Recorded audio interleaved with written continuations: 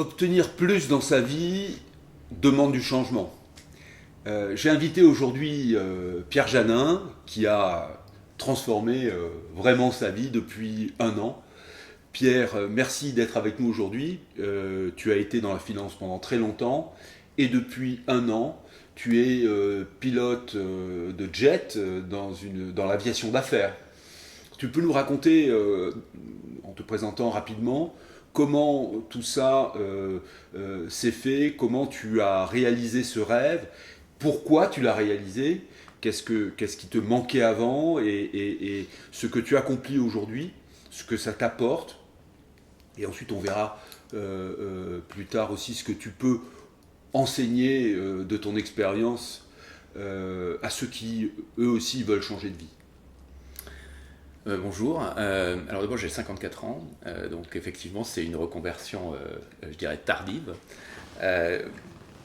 Pilote, c'était quelque chose qui était déjà dans ma tête quand j'étais enfant, et donc tout naturellement à 20 ans, je voulais devenir pilote de ligne, et je ne pouvais pas parce que j'avais un problème de myopie, qui n'était pas une grosse myopie, mais qui était quand même une myopie. À l'époque, il n'y avait absolument pas de dérogation là-dessus. Et donc le rêve s'est brisé, et à partir de là, c'est une autre vie qui s'est installée. Je pourrais même quasiment dire que c'était une vie par défaut, c'est-à-dire on subit un peu son parcours professionnel.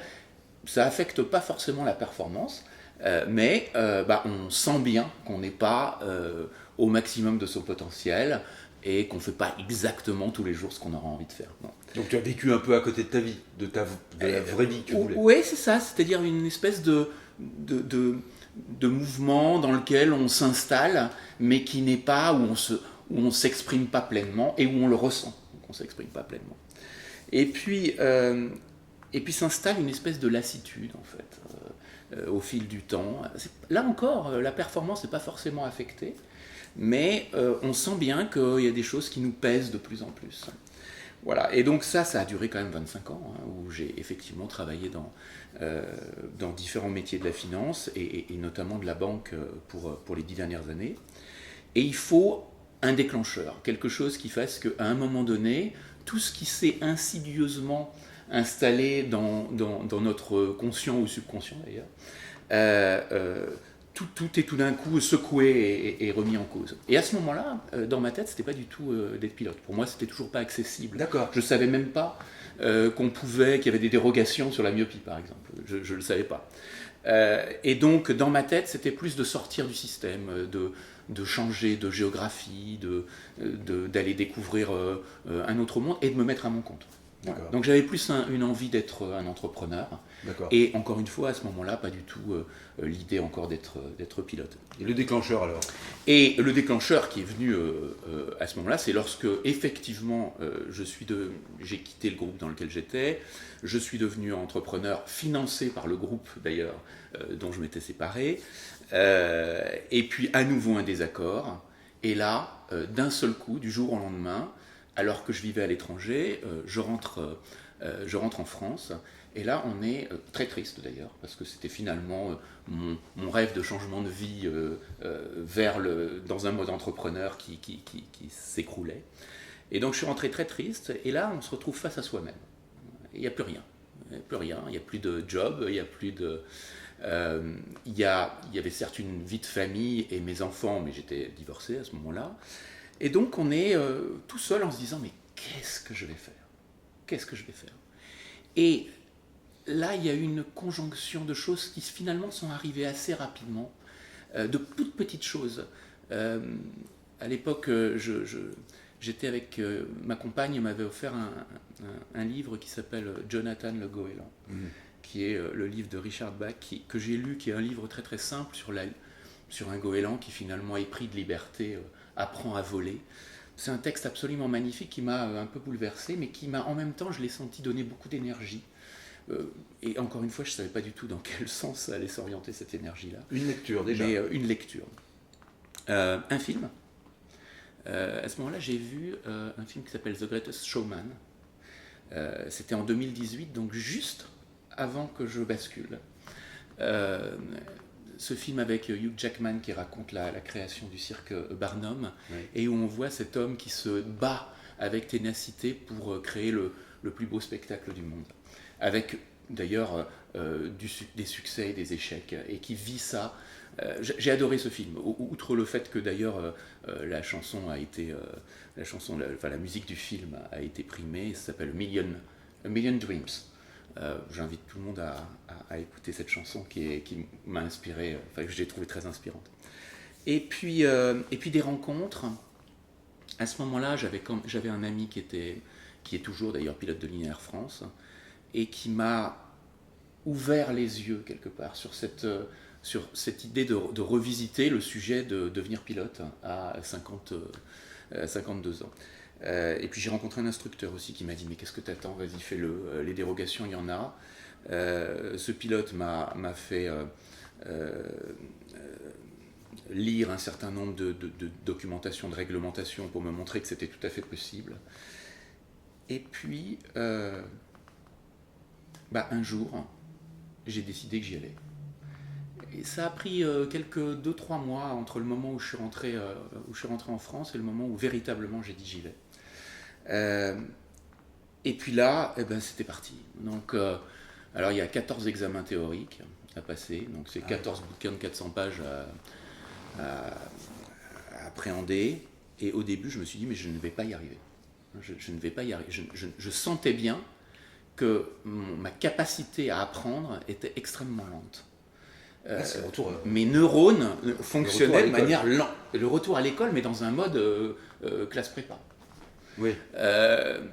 Et puis, c'est là où il faut s'accrocher, parce que là, on peut vraiment décrocher et se dire, mais là, je ne sais pas pourquoi, je sentais que c'était vraiment ça que je voulais faire. De toute façon, je n'avais pas d'autres idées du coup, qui étaient sur la table.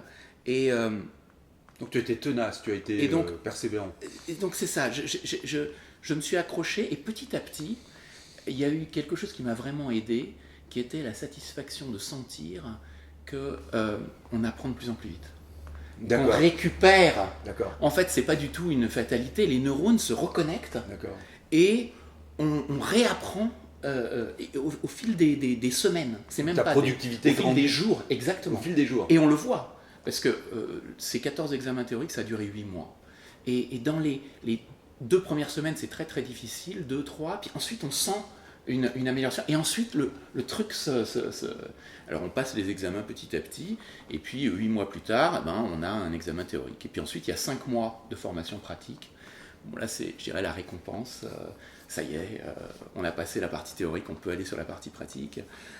Puis ensuite, on part faire une formation de vol en équipage, qui est nécessaire. Et puis on se retrouve devant le marché du travail. Alors, c'est sûr que maintenant... on pourrait se dire que dans la situation actuelle pandémique, le secteur de l'aérien, c'est beaucoup plus compliqué.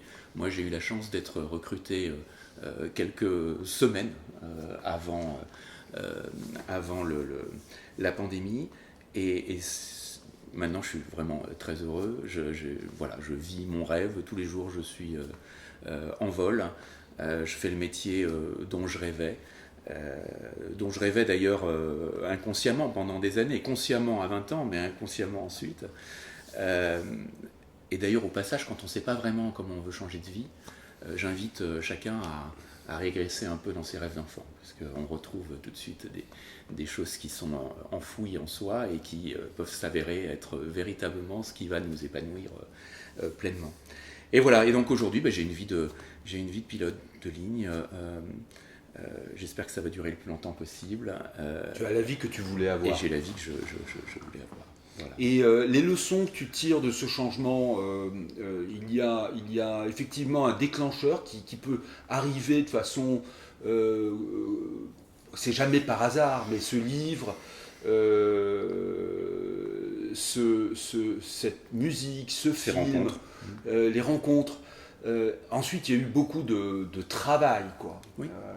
C'est 8 plus 5, donc 13 mois intensifs, éprouvants aussi, ce que tu disais au début quand même, où tu commençais à douter sur tes capacités d'apprentissage, tes capacités Absolument. cognitives.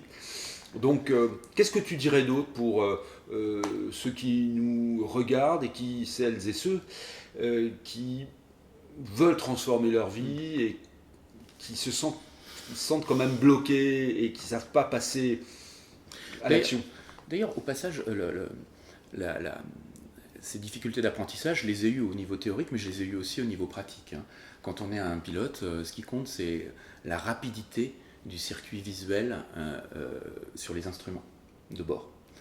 C'est ça qui fait un bon pilote ou un mauvais pilote. C'est que et au début, mon circuit visuel, il était lent. Et là aussi.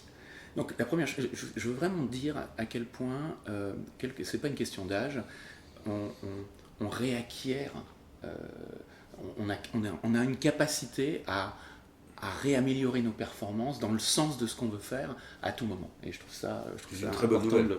Important de le dire. Oui. Et moi, je le savais pas, donc je l'ai appris. Ça, et en plus, c'est générateur de satisfaction. Exactement. Bon, alors oui, il faut un petit peu de courage. Il faut un petit peu de courage au moment où on bascule, parce qu'on remet en cause beaucoup de choses, sans doute un confort personnel, sans doute. Donc il faut un petit peu de courage. Il faut, et tu l'as dit, il faut de la ténacité et de la persévérance. Pourquoi ? Parce qu'il y a des moments où c'est un peu plus compliqué que d'autres. Et puis parce qu'on est seul. On est aussi seul dans le parcours. Moi, j'étais assez seul dans le parcours. Donc il faut effectivement pas douter à certains moments où tout est en train de nous faire douter.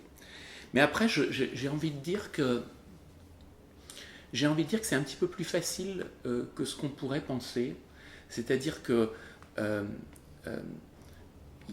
il n'y a pas forcément à se mettre une pression psychologique énorme, parce qu'à un moment donné, en tout cas pour moi c'était vraiment ça, c'est comme si tous les astres s'alignaient. Et donc c'est pas pour moi ça n'a pas été un effort violent de basculer. Il y a eu le déclencheur, il y a eu les rencontres, il y a eu tout ce qui s'est installé, mais à un moment ça devient quasiment évident. Tu as eu l'impression d'être là où tu devais être. Exactement. C'est le moment où il faut y aller. Et ce moment-là, les astres s'alignent et ça devient quasi évident que c'est ce qu'il faut faire.